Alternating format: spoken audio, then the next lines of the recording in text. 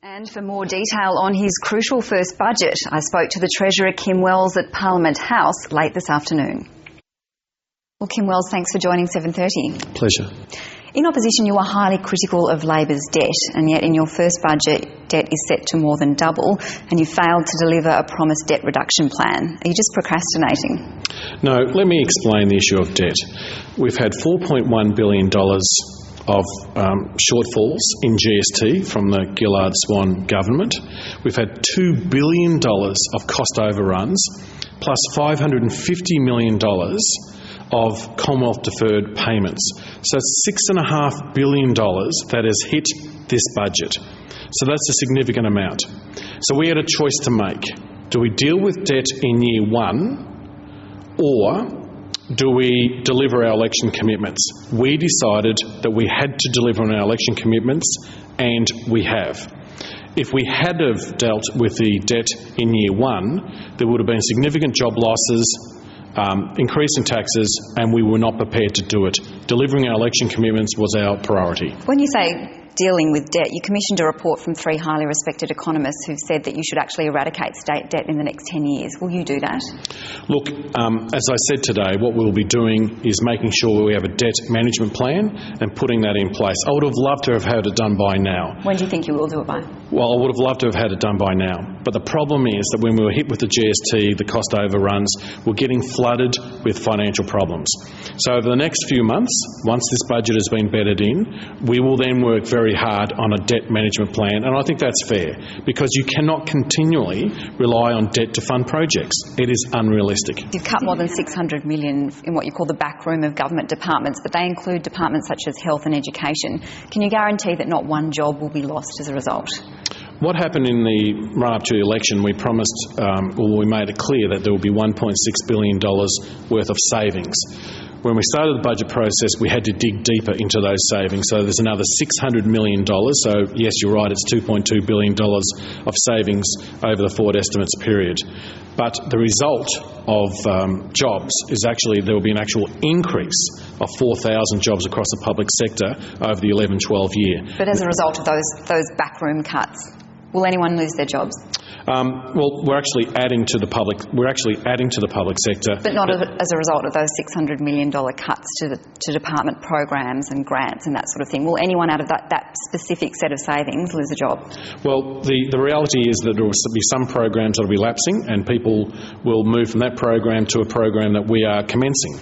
So there will be transfers within the public service, but that goes on all the time. But the bottom line is that there'll be 4,000 more jobs in the public sector over the 11-12 year. Your unallocated money goes from about $300 million this year to nearly $2 billion just before the next election. Is that a substantial war chest you're building? No, what's happening is that we needed to make sure that we have about 1% of gross state product allocated to infrastructure. So we had to make sure that we had that unallocated amount to make sure that we are building infrastructure to keep pace with population. Well, on population growth, clearly that's one of your biggest challenges, and yet one of the biggest infrastructure projects for the state, the regional rail link, hasn't got any specific funding in this year's budget. Why not? We've actually put about $1 billion into the regional rail in the 11-12 year. That was put in there previously. But, I mean, once again, the regional rail is a very important project. The problem is that there is a significant cost overrun even before it went out to tender. But when will people know the money that you plan to put into that project to kickstart it? Yeah, no, there's an allocation of infrastructure spend of about $6 billion, and part of the regional rail is in that $6 billion for the 11-12 year. On another big project, Mikey, did you intend to drop a bombshell today when you said, when we take ownership of Mikey, we want to make sure it works? The situation is that we're in negotiations, and it's a difficult situation, Mikey. But that seemed to indicate that you actually will keep it on. Well, there's a significant amount of negotiations that are taking place, and this is a difficult mess that we've inherited. And when you look at it, you think, okay, we should be able to fix this. And as you dig deeper and deeper into Mikey, it becomes more of a financial mess. And that's why we're taking the time to try and make sure that we are able to sort it out one way or the other. Treasurer, this is the first interview you've done in quite some time. Interest groups also said they couldn't meet with you prior to the budget, and Labor described you as missing in action. Do you think you mishandled the pre-budget publicity by becoming part of the story yourself? A couple of things. I think I've met with most of the groups.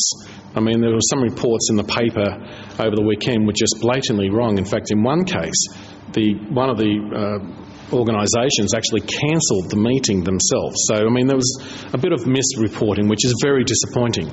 But look, I'm the Treasurer. I'm the Treasurer of this great state. And we have to make sure that this budget is right. Finally, does the government have faith in Chief Commissioner Simon Overland, given Victoria Police appears to have capitulated to the Labor government's pressure last year to release misleading crime statistics? That's a question for the Police Minister. But as Treasurer, you've just poured a lot of money into the police budget. Do you have faith in Simon Overland? Well, we are looking at 1,600 new police plus 100 transit police, plus we have the 940 PSOs. So law and order and community safety was one of the big ticket items, and we expect the police force to be able to deliver on our election commitments. Do you have faith in Simon Overland? Well, the government has the respect and has faith in the Chief Commissioner. Kim Wells, thanks for your time. Pleasure. And I'm joined now in the studio by Shadow Treasurer Tim Holding. Tim Holding, thanks very much for coming in tonight. It's great to be on the program, Chasey. Firstly, the budget. The job and service cuts that you were anticipating didn't seem to materialise. Did you misread the government's signals? Well, the government said it would be a budget devoid of spin, and in fact, if we listen to the Treasurer just then and if we read the budget documents today, we see that it's a budget that's built around spin. They've spent a lot of time trying to trash the record of the previous government, but the budget that they've delivered today really accepts many of the economic settings that the previous government put in place.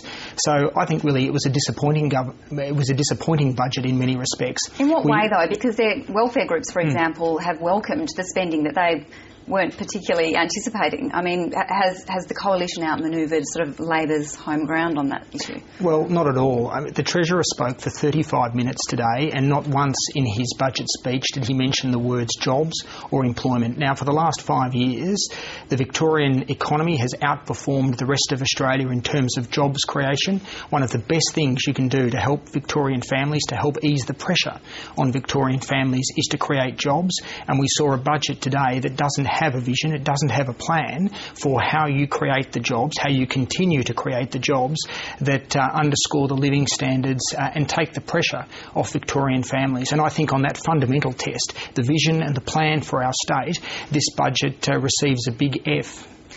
What particularly do you take issue with, though? Because they didn't do what you expected and try and reduce debt by cutting jobs and services. They've actually increased funding for areas for some vulnerable Victorians. What particularly do you dislike about the budget? Well, we ask the government to outline a vision for Victoria. Now, after 11 years in opposition, you would have imagined that Ted Baillieu would have been champing at the bit to outline his plan to take Victorians forward. No vision for Victoria. We also ask... But what do you mean by no vision for Victoria? This is their vision. It's just not yours. Well, no plan to create jobs. Now, they acknowledge... Just that, though. What else apart from we asked them to keep their promises. We asked them to keep the solemn undertakings. And haven't they largely kept their promises? $5.1 billion? They said that Victorian teachers would be the highest paid in the nation. This budget now makes it absolutely clear that they have no intention of keeping that promise whatsoever. So Victorian teachers who voted for the coalition at the last election, believing that they would become the best paid teachers in Australia, have been fundamentally let down. Now, what Victorian family was promised at the last election that they would not be able to access the school start bonus, yet we learn from today's budget that 100,000 families will now be denied access, 100,000 Victorian families will now be denied access to the school start bonus. When was that promised by the coalition at the last election? They've phased out. They're now phasing out the apprentice... We'll have to just leave the budget there for a second. I think you've made your point on that slashing there. Let's leave the budget and go to the serious claims emanating from Victoria Police. 7:30 Victoria has confirmed senior police believe the Brumby government pressured them to release favourable crime statistics before last year's state election. Here's what was said last year. We might have won the first battle, but I think there's some more battles to go before we're going to get there. There's been a 27.5% reduction in street violence in Melbourne CBD and a 12.4% reduction across the state. All of the ABS statistics continue to confirm that our state of Victoria is the safest state in Australia. So, Tim Holding, did Labor